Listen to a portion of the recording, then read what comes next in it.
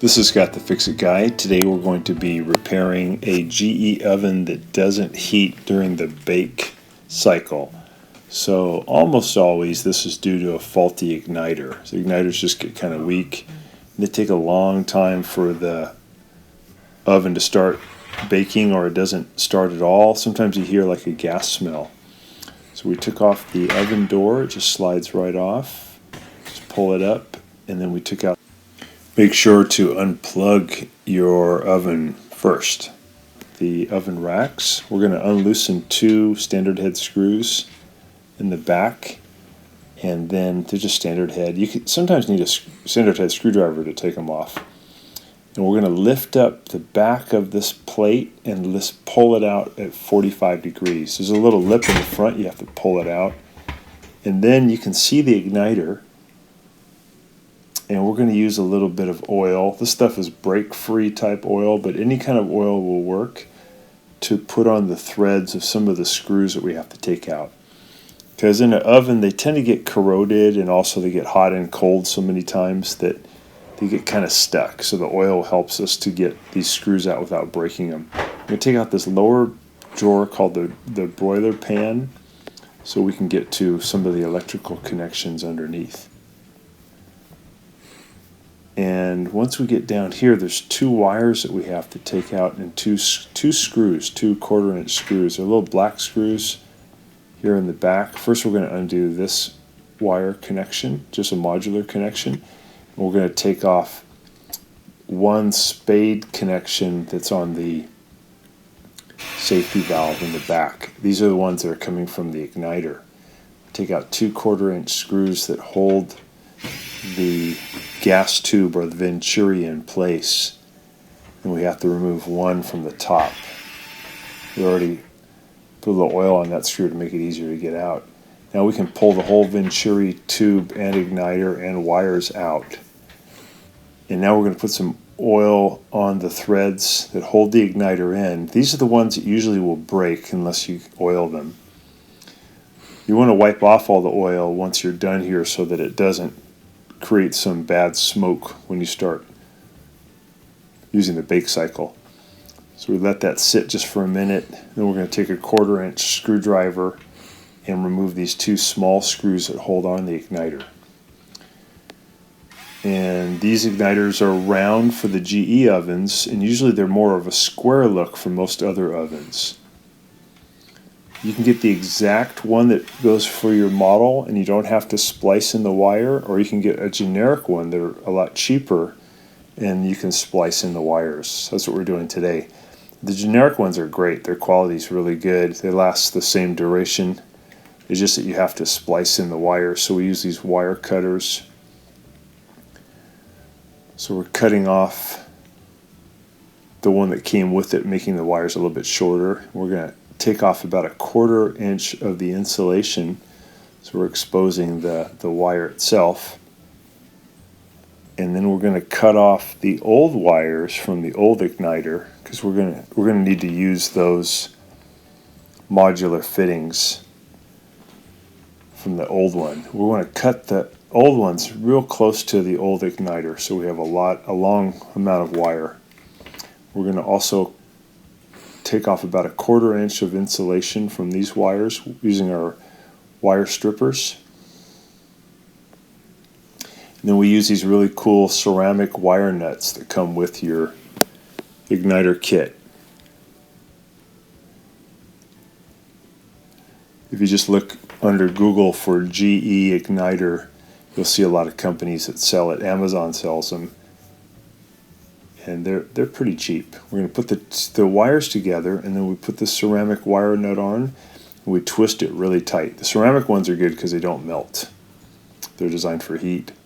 Get it on as tight as you can, or it won't turn anymore, and we're going to do that for the other wire too.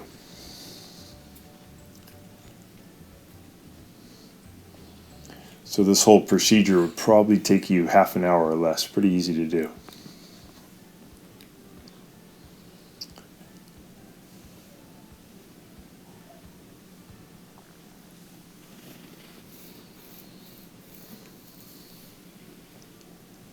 We put the new igniter in position, going to take these small 1/4" screws and we're going to zip them in there to hold the igniter in place. Don't worry about getting the correct wire on the correct part of the igniter, because in this application you can't do it wrong. You can do it either way, will be fine. Some circuits you want to make sure you have all the wires lined up correctly, but this one can be either wire can hook up to either wire, no problem. So we're going to feed this all back in to the oven cavity, and we're going to try to get the end of this Venturi tube to fit back over the safety valve. There's a little brass round piece on the safety valve. We want to make sure that fits onto it. That's where the gas comes out and comes up into this tube. So we're going to look underneath. So right now it's not lined up, so I'm going to lift it a little bit, and then I'm going to put it over that safety valve brass tube. There we go. I'm going to hook up the modular connector.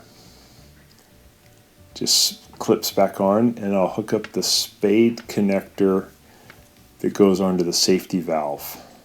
This one's a little bit hard to get to, so just take your time. Push that on, and then we're going to put the screw back in here in the front for the Venturi tube. And then there's also 2 1/4" screws we're going to put on for the back of the Venturi tube that's underneath here where the broiler pan goes. You want to line up the holes and just zip those screws in. Sorry the camera missed where these are, but you'll see them when you get there. They're just 2 black screws. And we turn it on. We're just going to test it. It's okay to have the door open when you do this. We plugged it back in, turned it back on. What you should see is that the igniter starts to glow pretty fast, and it gets almost yellow in color in terms of how hot it gets. And then it'll be hot enough to let in the gas and ignite the gas. So it's just starting to glow. Should take within 60 seconds you should have ignition. If it takes longer than that, that means the igniter's just worn out. Sometimes people too also say they smell gas when the igniters start to wear out. So it's getting pretty hot, almost white hot. And then we're going to get the ignition. There's the flame, nice blue flame. So we're looking good. So now we're just going to put it all back together. Turn it off, let it cool down a little bit before you put this plate back on. You just don't want to burn your hands. And you're going to fit it in, have it come in at 45 degrees, get the front lip into position, and just set the back down, and then try to line up the little holes back there so you can put in those screws. The screws are not vital. If they don't go back in exactly right, it's okay. Everything will still work fine. So again, this will cure a problem of either the bake doesn't work, or it's not heating very well, or you smell a gas smell when you're trying to bake. It just means you need a new igniter. The other thing that can cause an igniter not to work would be it's not getting power from the control module, but that's pretty rare. And those are pretty expensive. We're going to slide in these racks.